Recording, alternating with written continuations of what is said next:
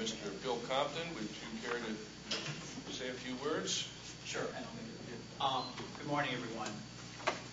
Over the last year, you've heard us and other folks talk a lot about bus technology, new types of buses that you might know. We really appreciate all the work that's been done, all the time that's been given by staff and the board in considering this. Sierra Club and lots of folks in this community support PSTA for a lot of reasons, and one of those is that you, in your daily duties, help us reduce our dependence on oil. The folks who would drill for oil off our beaches and have no regard whatsoever for this county's $6 billion tourism economy are still out there. And you have done your share. You've done your part. And now you can do more. With progress that's been made recently, you can do more than you've been doing.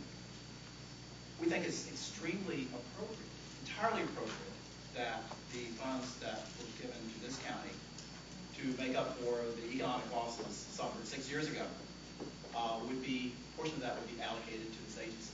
Goodness knows, there is no agency in this county that deserves support more than PSTA does.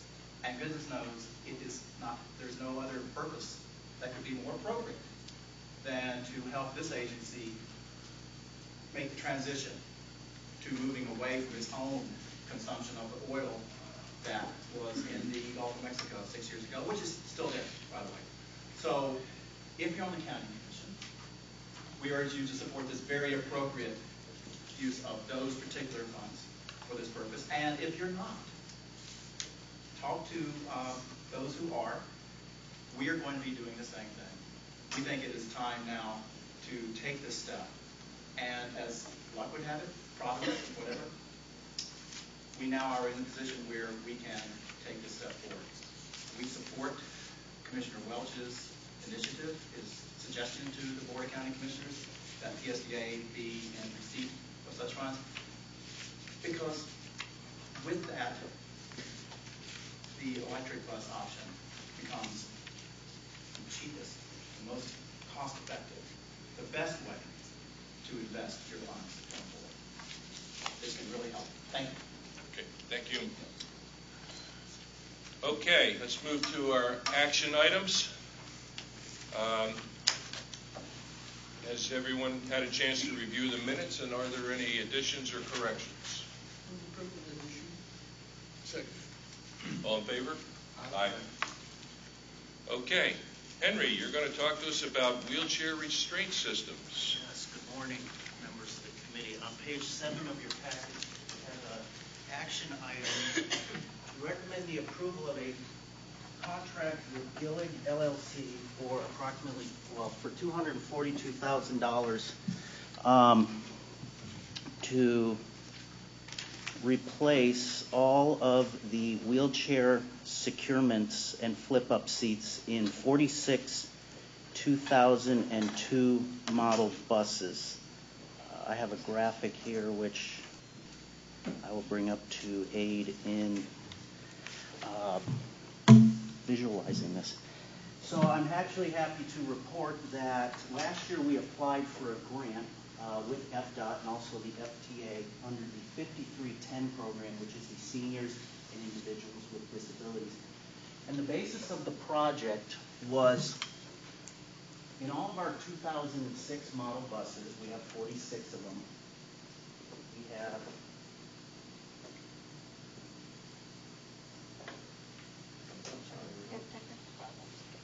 hope I turned it on. Apologies. This is the front of the bus, which is basically where folks with mobility devices are able to be secured when they board the bus. It also doubles, as you can see, as an area when there are no mobility devices to be secure places for passengers to sit. The basis of the project was to go ahead and replace the flip-up seat on the passenger side, along with this barrier, along with the driver's side, barrier and flip-up seat. And this is what it looks like when it's flipped down. The reasoning behind this was we wanted to upgrade a securement area with new straps, new restraints, and also after 10 years of these seats being flipped up and down over and over, they have become worn out. After the project is completed, this will be essentially what the new equipment will look like. As you can see, the barrier has been replaced along with the flip-up seats on the right side. A barrier has been added along with another set of flip-up seats on the right side. And here's what they look like flipped down. So all new equipment in this area. One thing I want to mention is that currently, if you can see in this picture, this is a flip-up seat that has 2 seats. The new equipment will have 3 seats, so we actually add an additional seat.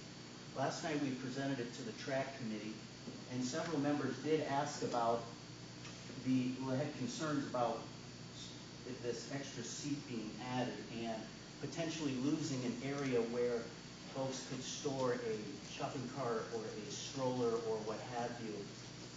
That is something that we're going to look at. Rest assured, there are other avenues that we can make available to store such shopping carts or folding strollers. And I will actually get in touch with some other colleagues in the transit business across the country to see how they have dealt with the same issues in terms of that. The track committee did end up unanimously approving the approval to go ahead with the project. As is typical, our procurement team did put this out for an invitation for bid. We received 2 responses, which is from Prepos and Gillig. The procurement and maintenance staff did go through, evaluated the proposals, and Gillig LLC was selected based off lowest cost. As I mentioned before, this is part of a grant. So on page 8, you can see how the apportionments are broken down. The total cost of the project is $242,000, of which PSTA will be responsible for just 10% of the project, which is about $24,000. Be happy to take any questions. Questions, anyone? Yes. Thank you. Commissioner Johnson? We have 46 2006 buses. That's typically in the year run. Yeah. Where you're going to buy that number of buses, which is the bubble that we're coming up against in 21, something like that. Okay. Anybody else? Questions? I just had a question with regard to where this will be done. Is Gillig coming here? Are we shipping the buses out? How is that going to work? Great question. The PSTA maintenance staff is qualified to perform these installations ourselves. There is money left in this project of the grant to potentially look at outsourcing it, and that's not out of the question. Right now, we just wanted to go ahead and get the parts on order. So we're going to come back and look at that. It could be either way, but there is money to go ahead and outsource it if needed. Okay. And where is it, Gillig Depot or wherever, if that were to be done? The buses wouldn't, well, Gillig is based out of California. Right. They wouldn't send it to Gillig. They would probably either send folks here to do it on site, or there are some aftermarket, such as coach crafters out in Winter Haven that specialize in this type of work. All right. Do I hear a motion? Just real quick. Oh, yes, sir. I'm sorry. Mm-hmm. Yeah, the buses since then that we've purchased, since the 06s, are they designed differently? The great question. This is actually what all new buses look like coming in today. Okay. So all new buses will have this exact same layout. This will take care of the buses that we had the problem, and that's it, that'll be it, we don't need other ones? We do have all of our 2005 7s, 8s, and 9s. We actually applied to do most of them. We were not awarded all of the funding we requested. So we had just enough to do the 46 2006s, which is the second largest sub-fleet that we have. So it's a majority of the older ones that we're getting. You said it was also on 07 and 09 as well? Right, so 2007 model, 8 model, 9 model. All have the same problem. Right, it's not a problem, it's just we're trying to go back and uplift our equipment, because they are getting. Why wouldn't we do these to the newer ones? We are doing them. We order all new buses to look like this, so. No, but Henry, why aren't we going to retrofit the 2009s and 10s, which will have Because the longer? sixes are gonna be gone sooner than the other Yeah. ones, so why are we gonna, well, and I don't mean waste money, but you know what I'm saying? Why don't we spend it so that it'll last longer on the newer buses rather than the 06s that have a much shorter life? We still have several years to go before the 06s are completely retired, so we decided that since this was the largest fleet that, second largest fleet, well, no, actually it's the largest model year fleet that's out on the road today, that we go ahead and perform these upgrades. The good part of this is the fact that we can actually take this equipment out as we retire the buses and transplant it to other buses as needed.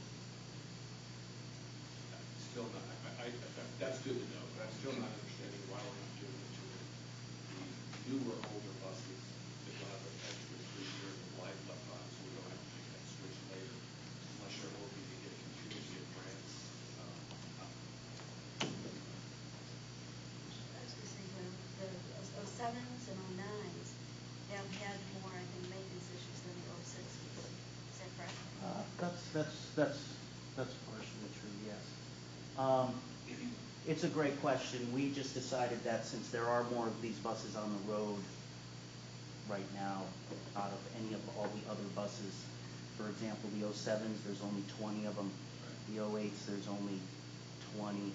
These are on the road every day, so we just decided to get the maximum benefit of what's on the road in terms of just quantity, that this was the best decision. Okay, Commissioner Jones. I thought I understood, but no, I don't. That's no question. Can you go back to the before picture? Yes, sir. And there's a panel on the right top, well, I mean, that's there. What's different about that panel versus the new panel? This one? Yeah. Okay. These were actually seats that also flipped down. Oh, okay. The new style has a barrier that's put in instead of flip-up seats.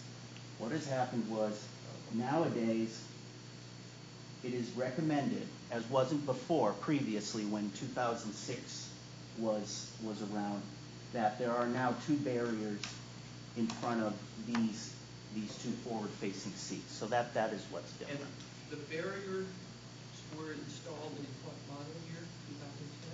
The manufacturer started recommending barriers be installed in approximately 2014, late year 2014. So all of our other buses don't have these barriers installed? Correct. That is why what we've done and what was done in the past several years ago was these seats are permanently placed up. They cannot be lowered down. So in effect, this is acting as a barrier and has been such the case for 4 or 5 years now. Henry, is it possible to use this to go ahead and order this equipment and analyze whether it could be placed on newer than 2006 buses that have the same problem, or is it specific equipment that can only be used on 2006 Gillig models? It can be used in all of the years that were mentioned, 2006 on up to 2009. What would you say to the idea that we would analyze this a little bit further and see if we could place this new equipment on 46 of our youngest, oldest buses, Absolutely. or the ones that are going to be the most used in the future in our service? Absolutely, we sure can do that. Okay. We can do that, absolutely. Okay. Then I would make a motion to I'm sorry. That's okay. I just wanted to say something on Grant's side of it. When we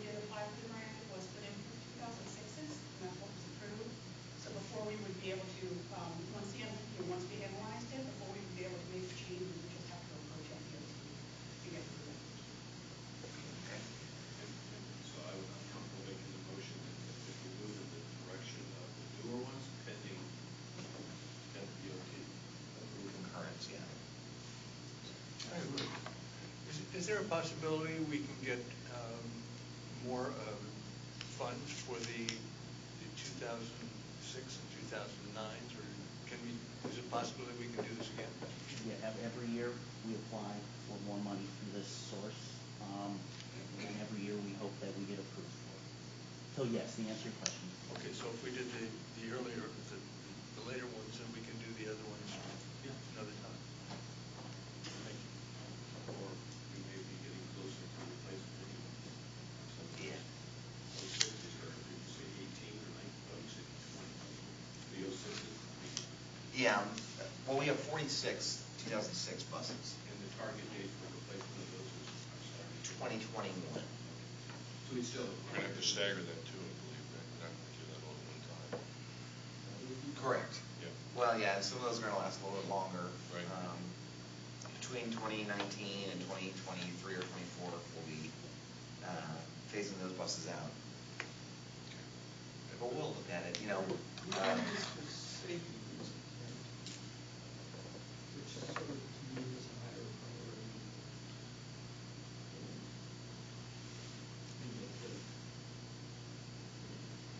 That's correct. It's certainly a safety enhancement feature. So we were talking with the track committee, the riders committee, which has a number of folks with mobility, wheelchair type vehicles. As services, they have a little discussion about how the older, those red straps are on like a pulley thing, and they wear out, and it's sort of a customer service feature as well, that the operator can quickly and better secure for safety, and also to make sure that the person's wheelchair is not messed up. They were talking about not getting scratched and stuff. And the time it takes the driver to secure a wheelchair takes away from the time that the bus is on the road. Correct. So, Yeah. I think the idea to do this is appropriate. I just like to move forward and do it on all of them. The need is As quickly as the funding is available.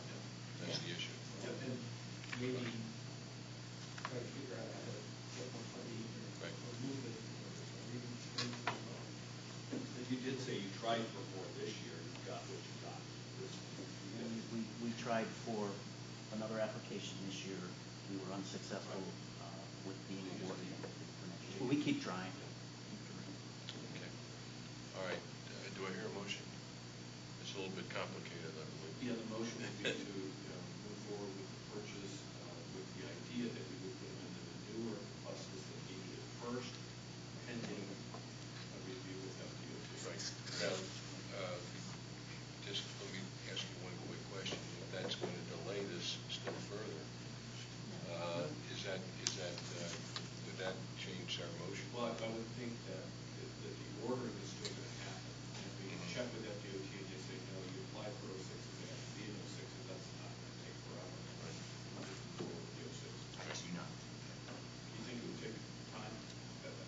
I can't imagine FDOT saying. Yeah. Okay.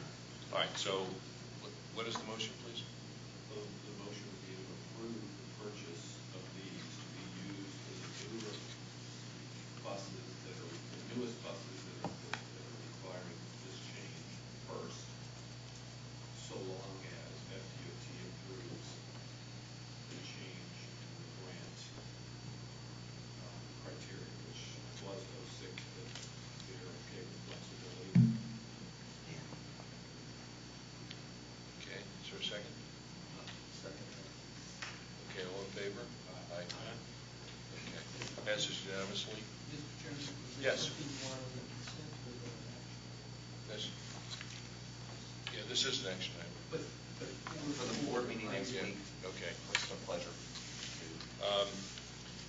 I don't want to get we've got a lot of things for the board next week. So are we recommending consent then? I would think so. I mean, it's not, the whole board's probably not going to get as into that as we have. If they do, they can pull it. Yeah, they can pull it. I Okay. do think you're right, we have a lot of them. Yeah. Okay. All right. Thank you, folks, on that one. Cassandra Borchers, MPO Transit Planning Grant. Good morning. This is an annual agreement that we have with the MPO. The MPO receives federal dollars to perform certain planning activities, and in their Unified Work Program, they detail some of the transit planning that needs to take place under their responsibilities and our responsibilities. Over the last 10 plus years, the MPO has allocated $80,000 to PSTA. This money helps support the planning staff in our duties, and you can see on page 33 the list of eligible activities under this participation agreement.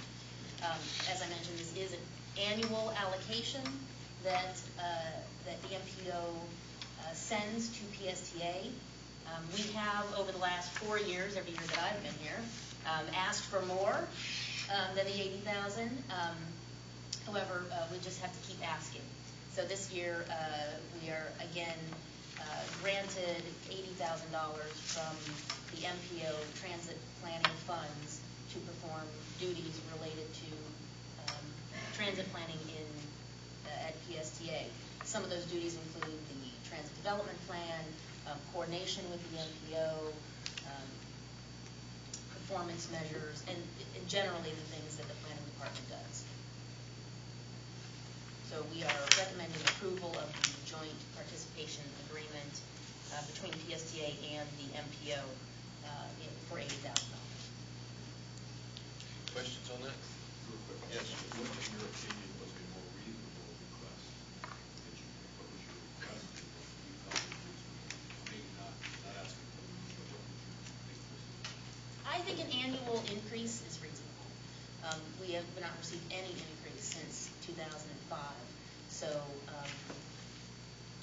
I asked for 95 for this year, but they're keeping it at 80. Even if they gave us 85 and increased it incrementally, every year, I would appreciate that. Other question? Yeah, this seems like an amazing amount of things that you can do on $80,000. Well, I don't think we're not asked to complete all of those items. Those are eligible activities. I notice on page 34, the total for the project is estimated to be around $100,000.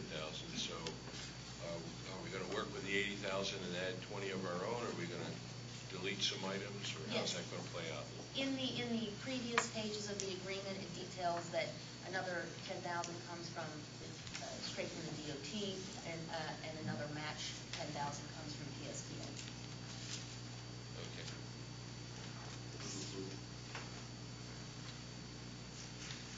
Do I hear a second? Second. Okay. Any other questions? All in favor? This is Oh, go ahead. consent or action? Pardon me? Consent or action? I would say this is consent. Everybody agree with that? It's pretty straightforward. Okay. All right. All in favor? Aye. Okay. Passes unanimously. Thank you. Mr. Chair, the next item is an informational item that our one member of the committee that's not here, Mr. Brian Scott, actually requested, but he called me yesterday and said he was not able to attend today, but had reviewed it, appreciated it, said he was going to call you, Debbie. I don't know if he did. But let's talk about it. But he recommended that we go ahead and present it, and that he would talk with Debbie. But he was very pleased with it. Okay. So that's why I'm recommending that, even though Brian's not here, we still do it. Great. I agree. Okay. Well, Thank good you. morning. Morning. We're talking about risky business this morning. My risk department consists of 5 people, 4 that are full-time, 1 that is part-time. All of our adjusters here are licensed in all lines, very experienced in what they do. They're responsible for a number of things. One is, the most important, protecting the assets of PSTA.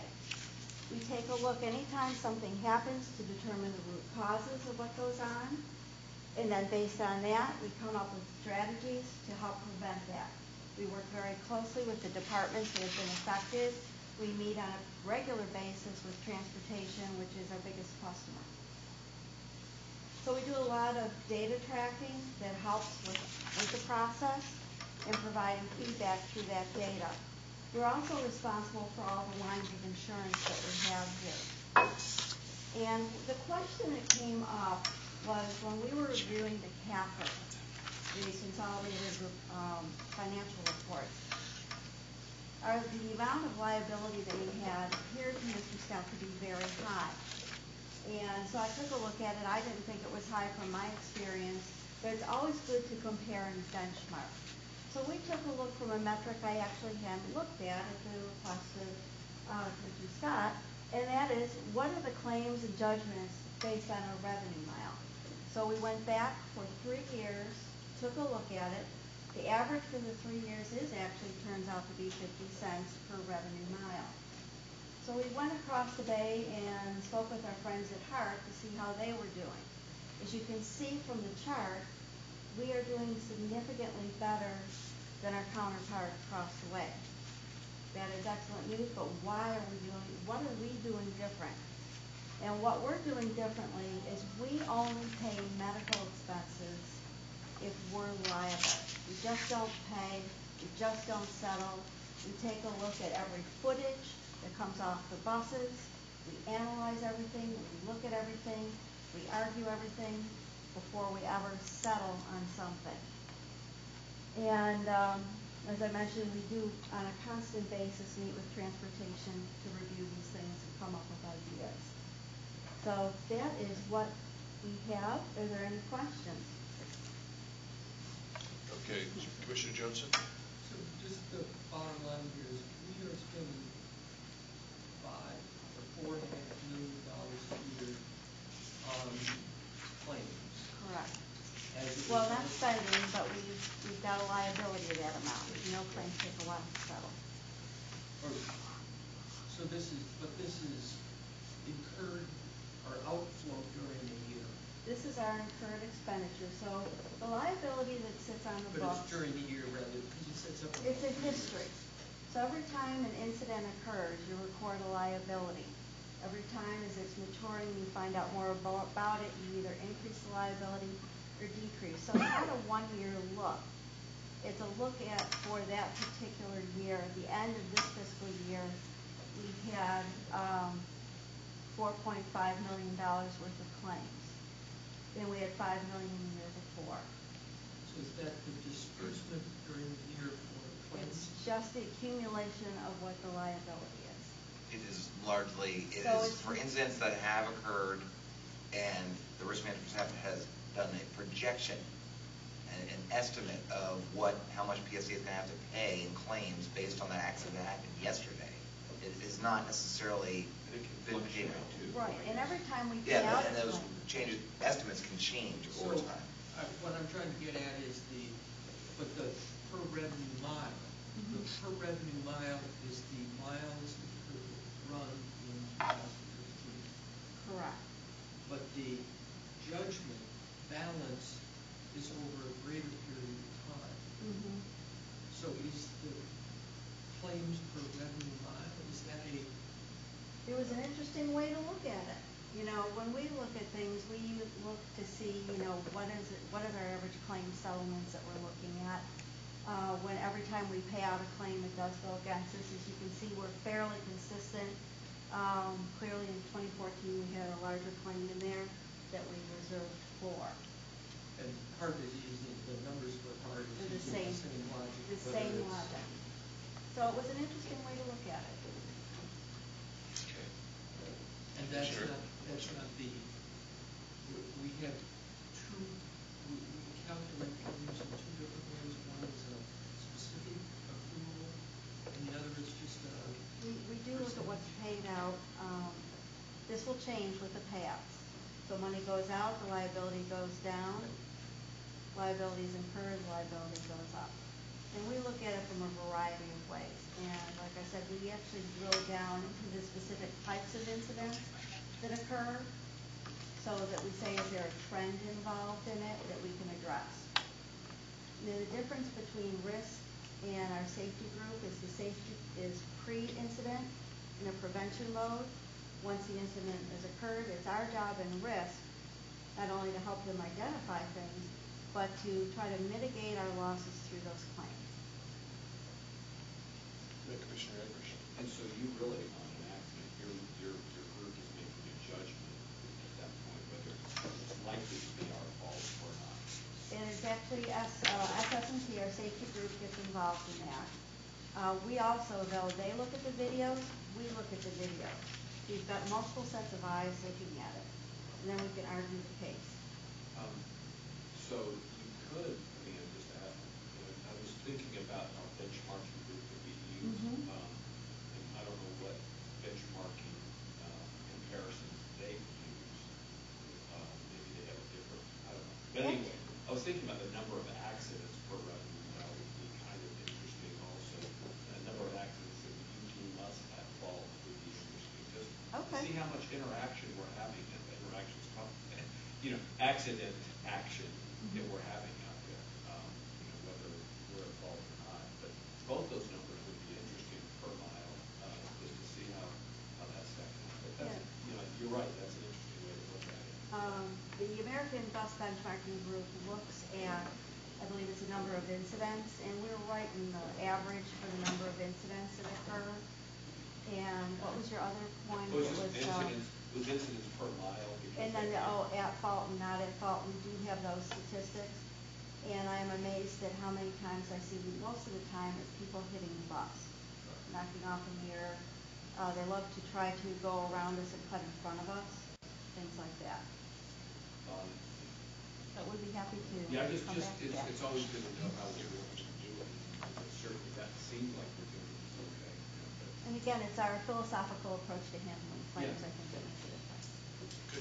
Debbie, could you review with us real quickly, what is our amount that we pay on a claim? In other words, of that 4.4 million, what percentage of that is actually paid by us, and what amount is paid by carriers? Actually, except for a few claims, we actually pay out most of it because they're smaller claims. On the larger claims, when we reach a limit, we actually get money back. And we'll be talking about that a little bit later today when we talk about the operating budget. We get recoveries back on some large claims. We also do something called subrogation. That's where we go against the third party. And I'm sure Michael can look it up during the course of the meeting here, but we do very, very well in getting money back from third parties. But for our payouts for claims where we're at fault, do we have insurance over a certain amount? We do. We have general liability insurance, and I'm trying to remember, I think the limit might be $100,000 on that, and $250,000 self-insured retention and workers' comp. Okay. All right, yeah, that's good. Okay. All right. Very interesting report, and thank you for that. Any other questions? Okay. Thank you, Debbie.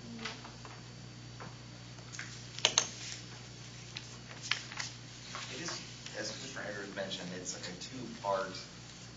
The whole works management is really two parts. It's not having accidents. It's having a safety program that we have fewer accidents. And then once you do have accidents, managing the claims, which are consistent.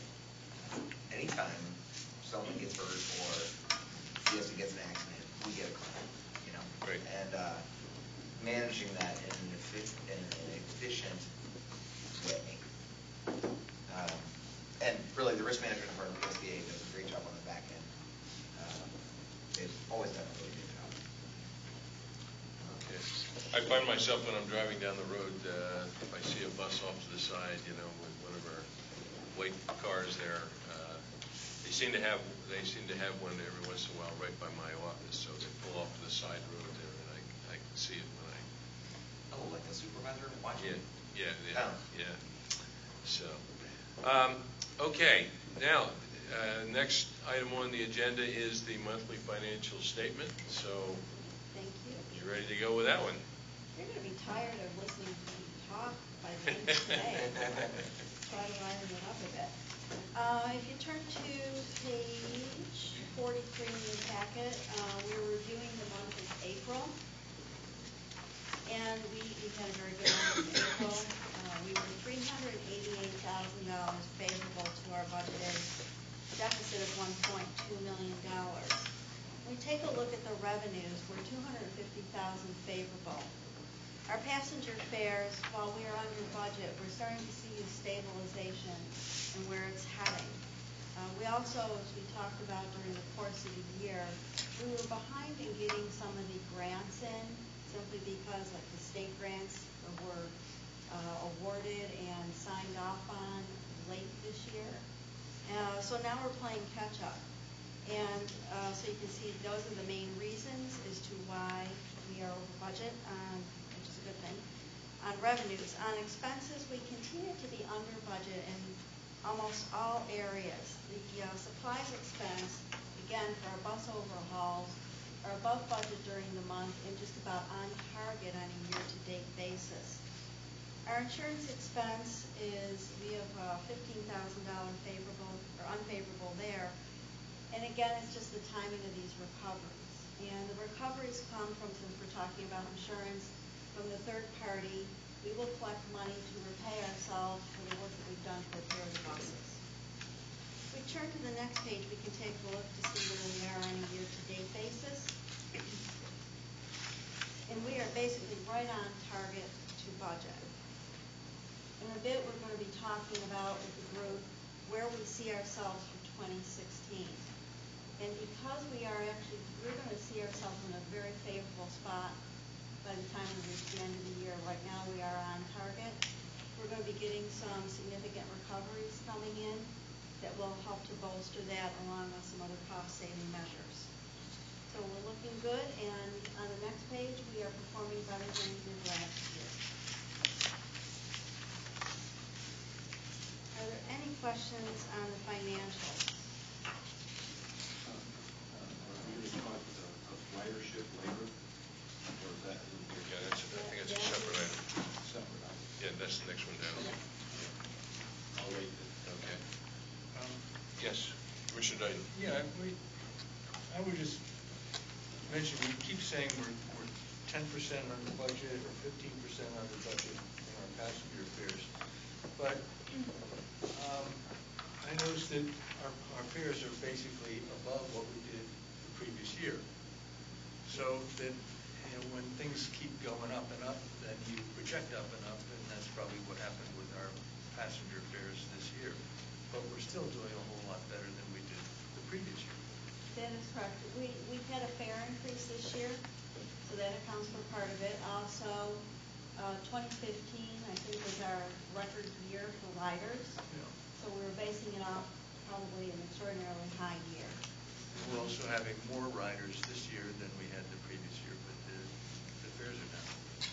So actually we're doing better than last year as far as fares, and we're bringing more people. It's just that apparently when we were doing our budget, we went a little bit above what we could actually get.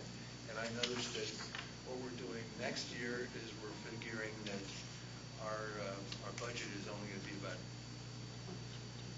0.5% more than we're currently doing. So it looks like we're not going ahead with our budget on a pro rata basis or something. So it seems like it's a lot more reasonable. Yes. On the advertising, we made a change in the outside group, and it's showing an increase in advertising. Is that, we're starting to see some of that? We are. We're definitely above last year from what we had anticipated, and they are pretty much right on target to budget this year. And I think we're anticipating a slight increase for next year as well. So that was an excellent idea to go ahead with that. Yeah.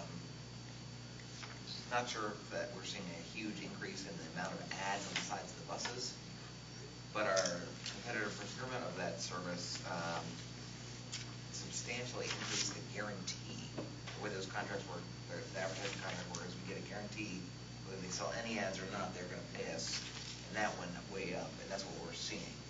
Right. Right, but if we, I would assume that if we don't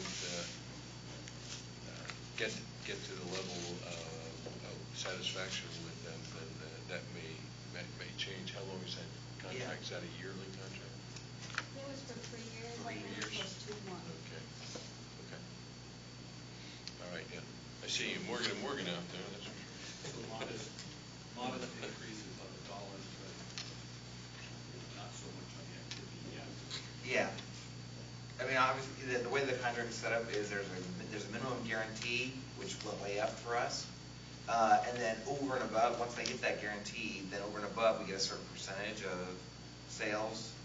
So if all the buses were sold with ads, we would be getting even more than the guarantee, and we're not. I don't think we've hit that yet. Well, we're above budget, so far year to date, Okay. and we have budgeted, I believe, $350,000 more this year than the previous year. That's good.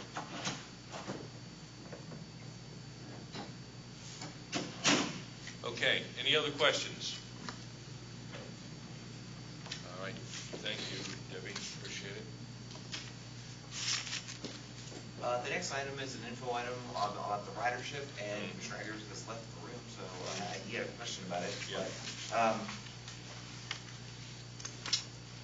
you can see that at your places. It is down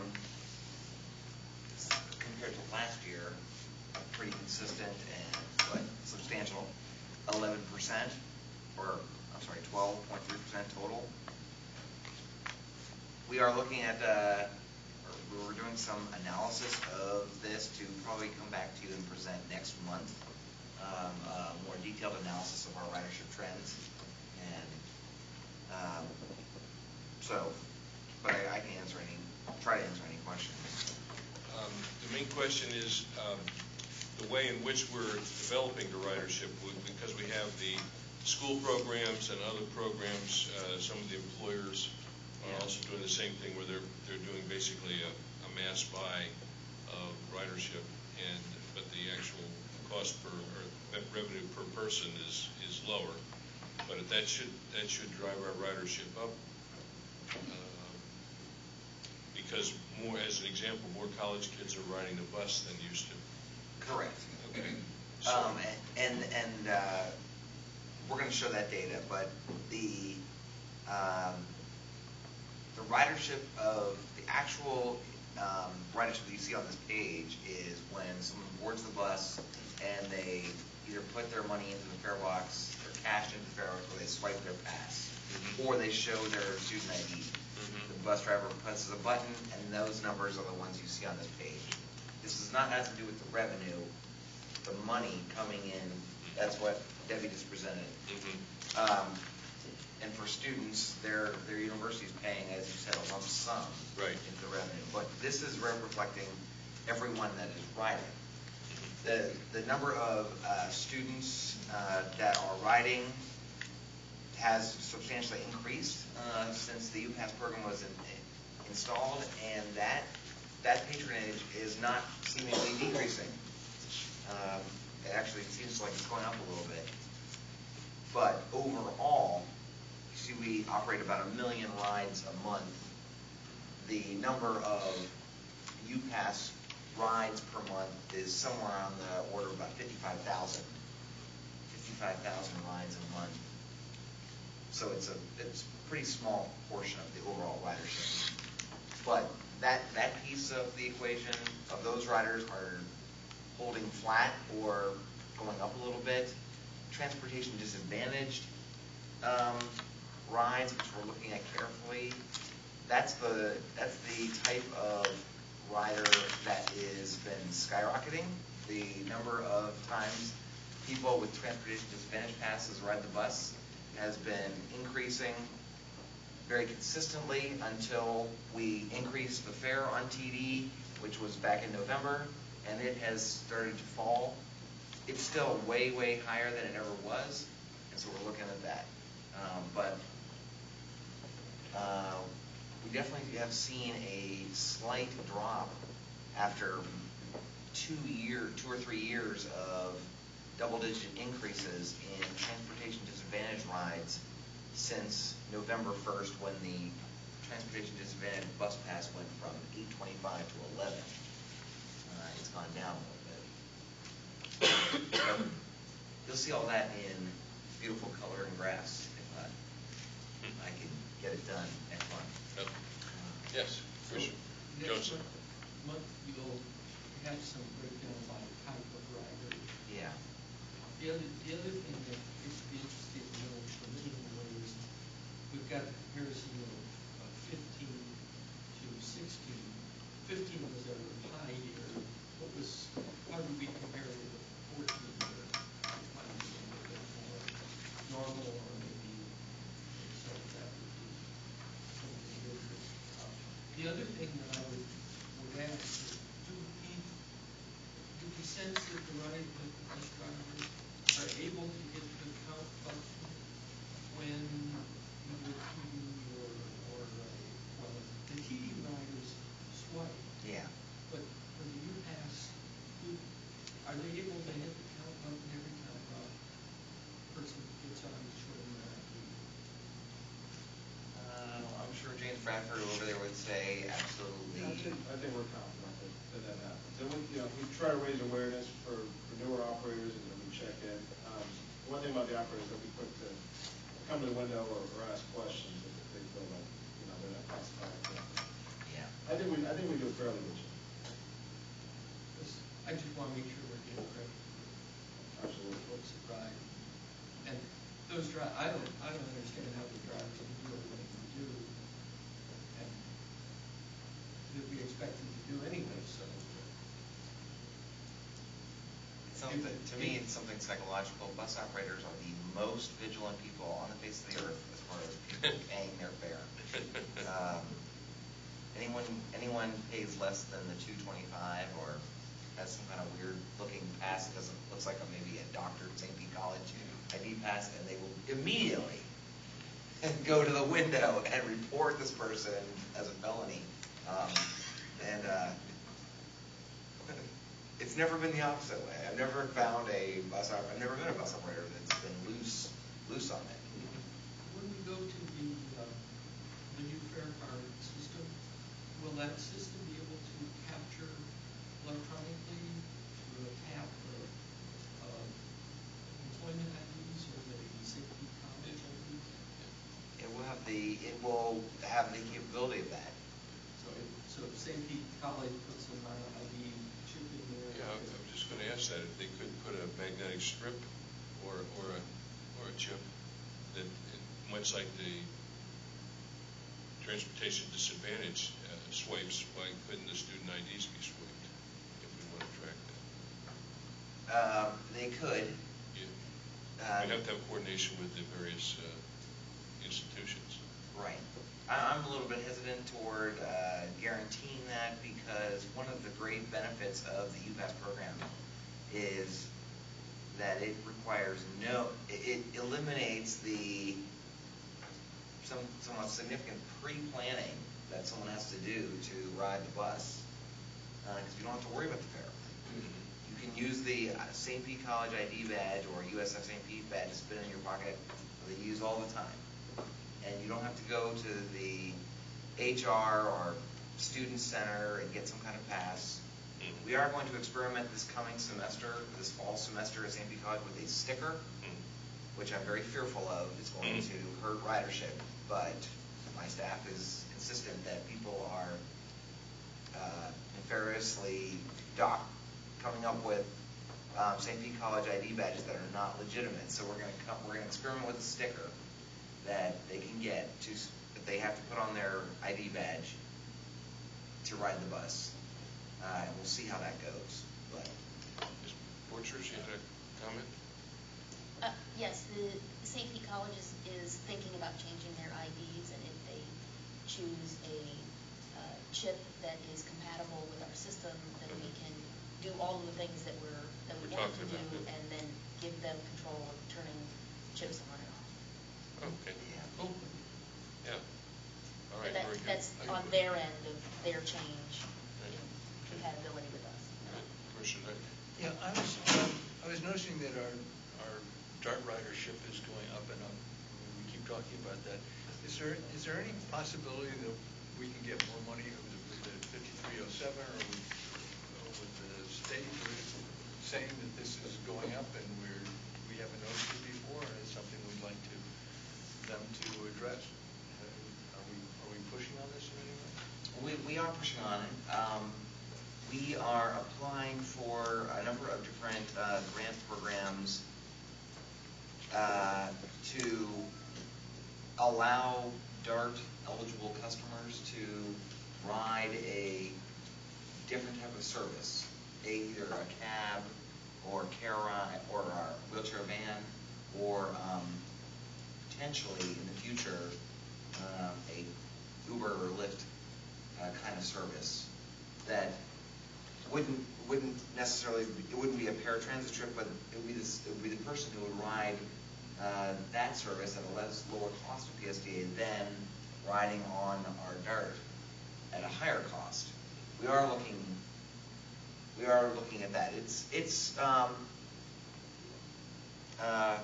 I guess ambivalence about whether or not it's good to see DART going up or down.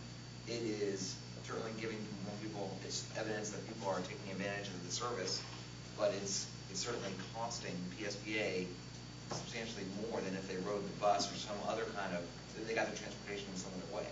So we're looking at that. Is that a state or federal, or who would be paying us?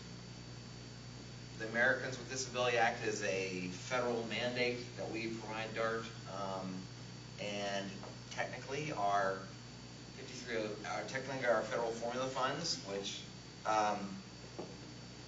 could be used to pay for DART, but it's based on formula, and we're dedicating all of it to our capital program and buses. I think if you asked a congressman, they would say, or FTA, they would say, oh, you can use your 5307 funds that we give you to pay for your paratransit, but then we couldn't use it to buy buses. We get a set amount, and we spend it consistently with how most of the other transit systems spend it, which is not on the paratransit. The paratransit is mostly paid for by our own local funds. Okay. Question. Yes. Do we know what's happening on the bus complaint? See, people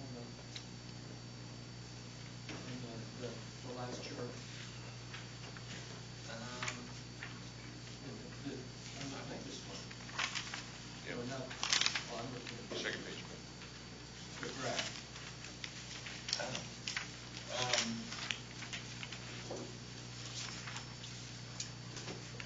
We can take a look at that. I hadn't really noticed that as a long-term trend. It seems to fluctuate, but it does look like it's gone up the last couple of months. We can take a look at that more. Last year we had higher ridership, but people don't. Yeah. It would be helpful also, I think, if we had sort of some categorization, so we knew if we have a particular type of complaint, put them in different categories. Yeah, we do keep track of the different categories for complaint. We started to report on the sheet complaints for DART riders, which, as you can see, are substantial. That's because essentially whenever a trip is late, it's one person per vehicle. So if the cab is late, they complain. We get complaints at a much higher rate on DART. But we can look at the regular bus trips and see if there's some kind of. We did adjust the reporting a little bit, and in all likelihood, it probably is on a slight upward climb. But we have had some significant events, and adjusting our service and getting out of Williams Parks. We have had additional inquiries from folks just trying to figure out where to go, where to be. So we have certainly seen a spike just from folks just trying to really get answers. But Brad agreed, I can dig into that a little bit more. And we do categorize it by time, so I can certainly make that information available. Okay, thank you. Commissioner Eggers, you were out of the room when we started talking about the ridership, and you had a question about ridership. No, all my only question was is that we noticed a downward trend, and we had some discussion about that.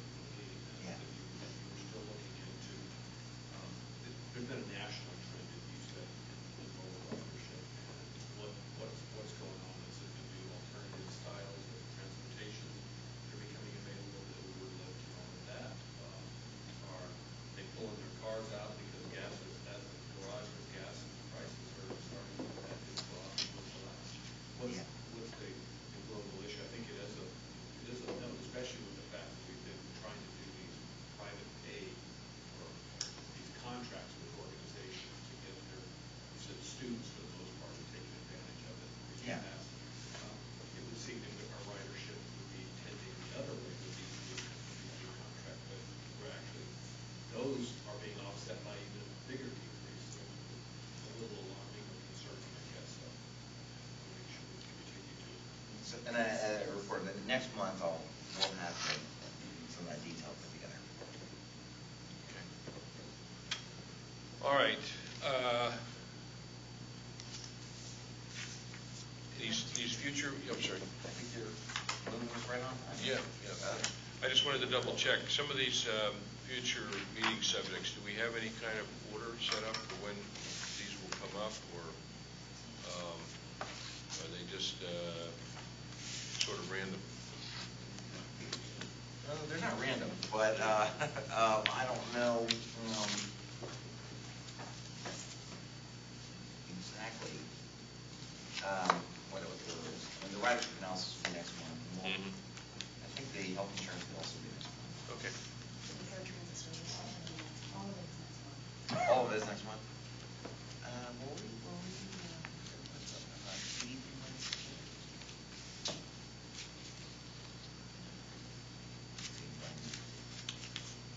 Okay. Didn't Lost wants to put a TD grid thing on the schedule?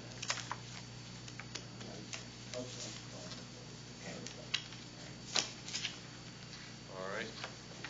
Yes, Commissioner Johnson? I guess this would be under other business, or do we have a couple extra minutes? Yes, we do. We're good. The question I had, and sort of looking at the budget for this year, the risk, the payments that we made, what does that show us in our budget? Well, we budget for increases in whatever the claims may be, offset by any payouts that we make. And I know we keep track of that in the budget, or the payments that we make. You don't see it on the line, but you will see, under the insurance, which is Division 70, in there is where you will see, I'm not sure you see detail, but it's detailed behind it. Insurance is that a separate division? It is Division 70. It's listed in the budget that way? Is it in our budget book? Yeah. And then workers' comp is within the fringe benefit range department. Mike, do you know where it is? Or is it here? It's there.